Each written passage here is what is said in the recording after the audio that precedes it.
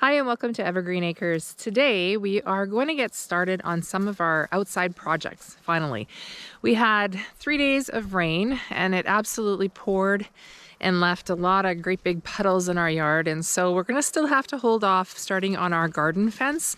We won't be getting started on that this weekend, but hopefully sometime during the week. However, today we are going to get started on working on some of this brush. So I ended up picking up, it's like a mini chainsaw. Well, the goats can maybe help a little bit, but I don't think that they're going to manage getting all of this stuff trimmed down. So we ended up picking up a mini chainsaw off of Amazon, and I'm going to give it a whirl today and see how it works. We do have like some loppers to cut some of the smaller stuff down, but I'm hoping that the chainsaw is going to make it through some of these thicker branches that we have that need to be cut, and then we can rake up all of this stuff and hopefully start cutting the grass soon, so that all of this area up behind me here can turn into more of a grassy area like the rest of our yard over here and stuff. So, and then we'll just have this one pile of what'll be burned stuff that will be there, I guess, until the fall when we can start burning it. But for the rest of this stuff, it could turn into some nice grassy area. So anyways, we'll give you a little bit of a product review on this chainsaw. We'll let you know how it's working. All right, so the name of this little chainsaw, I'm not sure if I'm going to say it right. It's a Torza. It's the one that I purchased off of Amazon. I believe it was about $115. And it's, obviously you can see it's really small, and it just comes with actually it comes with two 26-volt rechargeable batteries. It's obviously just a small chainsaw meant for doing the stuff that we have here to cut, so like the small little branches and trees, some of the stuff that we can't get with our loppers. And so eventually I'd like to learn how to use a proper chainsaw, but again, that wouldn't be something that I would use in this garden area. This is something that would be more suited. So we're going to give this a try and see how well it works. Okay, so let's give this a little try and see how well it cuts this little tree here.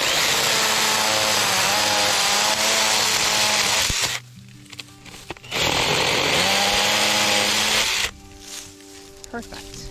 And some of this other stuff can probably be cut out by the loppers, but it looks like it does a pretty good job. It cuts it nice and clean, and it's super easy to use. This one here. There we go. So for 115 bucks, this seems like it's going to do the job that we need it to do. So we're going to start working on this brush area a bit today and a bit tomorrow, and we'll give you an update as to how it went. Okay, so another part of our projects to get done today is this feed room, and we will be doing that without goats in here.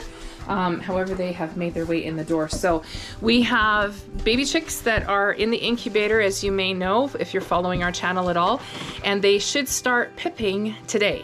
And we're hoping for hatching and whatnot tomorrow. So we are going to need to make the space ready for the baby chicks, and so we will keep you posted on how this room looks later today, as long as it's not torn completely apart by the goats.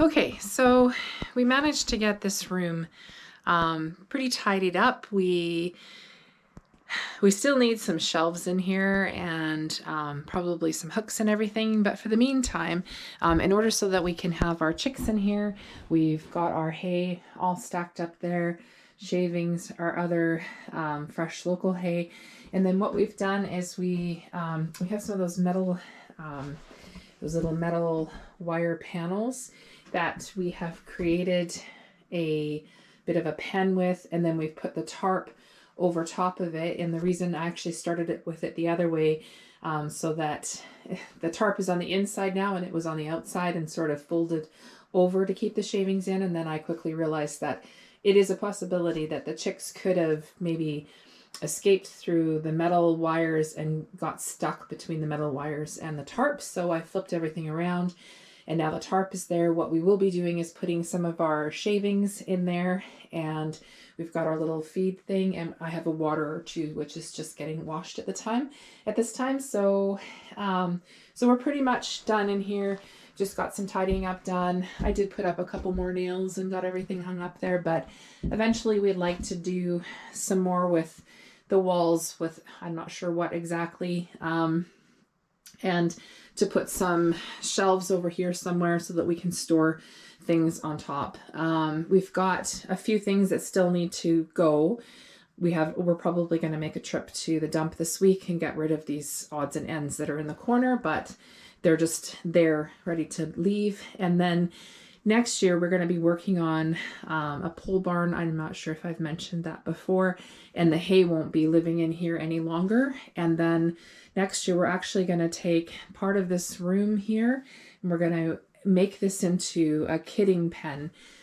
Because we are, and I don't think I've made an official announcement yet, but we have a baby doeling that's coming. We just officially got word of that yesterday, and so mosquitoes are starting to come out. So we're going to be picking her up in about 3 weeks, and so I'm sure we'll share all of that with you, but she is going to be, she's a Nigerian cross, and she is going to be coming to our little farm for the purpose of having a few little baby goats and then also doing some milk sharing. So in this section in here, then we're going to be making like a kidding pen. And right now we have a regular, like a metal door, an outside door. So we're going to change that. I'm going to end up building like a wood door. And then it will have at the top here, probably have like a screen type of thing, and then maybe a wood part so that it can close, but it can be open for air when necessary and closed if it's cold or anything like that. So we did clean out our goat and our chicken houses today, and we got started on some of that brush stuff, so I'll show you that tomorrow. And we're just happy that this is ready. I'm gonna go in now and check on the chicks and see if we've got any pipping going on, and I'm kind of excited to see what's happening with that. And then we're ready to go. We've just got to put the shavings in and put the water and the feeder ready to go, but I didn't want to start pouring all the shavings in until we're right at that time. So we'll keep you posted, of course, on what's happening with the chicks, and thank you for coming along with us, and we hope that you have a great weekend. I'm sure we'll check in at some point if there's chicks too.